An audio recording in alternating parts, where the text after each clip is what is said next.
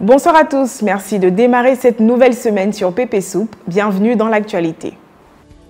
Le domaine de l'entrepreneuriat gagne de plus en plus du terrain en Côte d'Ivoire.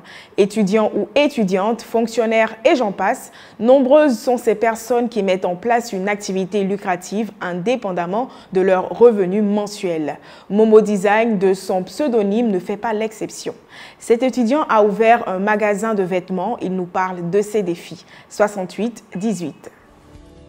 Sedoué Paten, dit Momo Design. Étudiant et vendeur d'habits, maintenant bientôt 4 ans.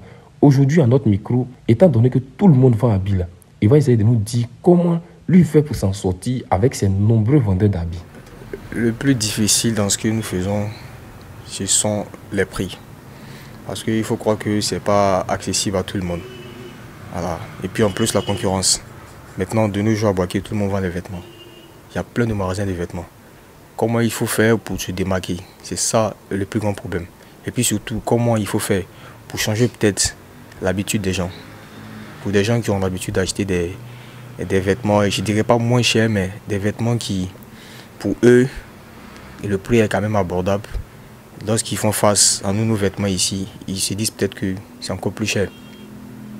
Le problème vraiment le plus récurrent, c'est comment convaincre la clientèle. 99-83. Direction le centre de formation de football Bécan Foot à Boaké. Sur les lieux, des jeunes pleins d'ambition et de rêves accompagnés d'un coach avec la volonté de les faire évoluer à l'international. Notons que ce centre rencontre beaucoup de difficultés, notamment le manque d'équipement. 24-35. Voici le père Landji Kwame Kanlui, titulaire d'un Bac+5 en gestion de projet, par ailleurs responsable d'un centre de formation de football dénommé Bécan Foot. Lui que vous voyez là, une année il est venu à Boaké et a constaté que ses cousins s'ennuyaient. Donc il a décidé comme ça de créer un centre de formation ici à Boaké dans le but de les occuper. Le centre de formation qu'il a créé aussi là, le vieux l'a dit, bon bien vrai que les choses avancent un peu, mais vraiment c'est un peu difficile pour lui. Parce que même pour acheter paire de marques, maillots, ballons, c'est un problème. Les parents là sont pas prêts pour dépenser, mais vu que les enfants jouent au football. Apparemment même ils s'entraînent sur un terrain même qui n'est même pas pour eux. Avec un matin, le terrain là aussi a des nids secs, c'est des nids terre rouge.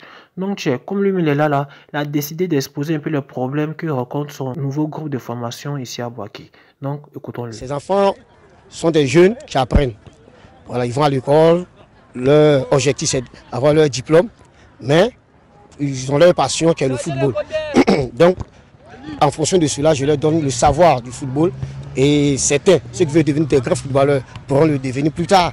Et ceux qui vont travailler, ils auront cette chance de devenir des fonctionnaires, mais qui auront un corps physique et une bonne santé. Bon, nous sommes ici, de temps en temps, je leur fais jouer des matchs. S'il y a des compétitions aussi à jouer, je leur donne l'autorisation et puis ils font des petits championnats ou bien des tournois de quartier. Nous demandons beaucoup d'aide de l'État, des personnalités qui sont ici, pour que ces enfants puissent éclore. On ne sait pas quel est l'avenir de ces enfants. Si ceux qui vont devenir footballeurs le deviennent, il faudrait qu'ils aient les moyens. Mais on manque de moyens. Vous voyez, les équipements sont un peu difficiles, sont trop chers.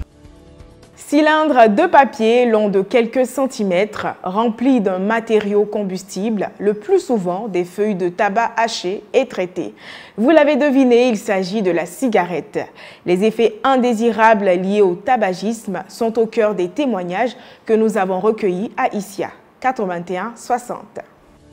Bienvenue dans le Haut-Sassandra, en pays BT, plus précisément dans la ville d'Issia. Ici, là, si dans l'affaire des cigarettes, on donnait un ballon d'or, premier $, il y a des gens les allaient ramasser tous les trophées. Quand même, faut voir. Voici le père Bakary, commerçant dans la ville d'Issia. Le vieux père que vous voyez là, il a fumé pendant 20 ans. Il a fumé toutes sortes de cigarettes. Mais il a compris que s'il n'arrêtait pas là, sa famille allait le chercher au cimetière. Donc, il s'est calmé puis il a arrêté. Et voici son camarade à côté de lui, il s'appelle Tidiane. Lui aussi, on ne comprend pas lui son affaire. Toi, tu dis cigarettes, ça te fatigue, mais tu fumes. Ça te fatigue, mais tu fumes. Faut laisser. Dis non, si tu laisses là, tu te sens pas. Néanmoins, bon, ils sont déjà là, ils ont décidé de nous conseiller, de conseiller la jeunesse contre les méfaits de la cigarette. Écoutons-le. Mais la cigarette m'a fatigué beaucoup. Mon corps, là, quand il touche, là, c'est vraiment le mon corps. La cigarette n'est pas bon. Si vous pouvez arrêter, arrêtez. Si les gens peuvent arrêter, arrêtez. Moi, j'ai arrêté de fumer. Je n'ai pas pris de médicaments, rien. Il y a une de ces cigarettes. mais je ne sais pas comment je vais laisser. Vraiment, ça fait un peu mal. Quand je filme même, je ne suis pas à l'aise. Matin, si je me réveille, si je n'ai pas filmé aussi, je ne suis pas à l'aise. Terminons ce journal avec les images des supporters sénégalais et ivoiriens qui jubilent dans la commune de Treichville après la victoire des Lions de la Teranga, nouveaux champions d'Afrique.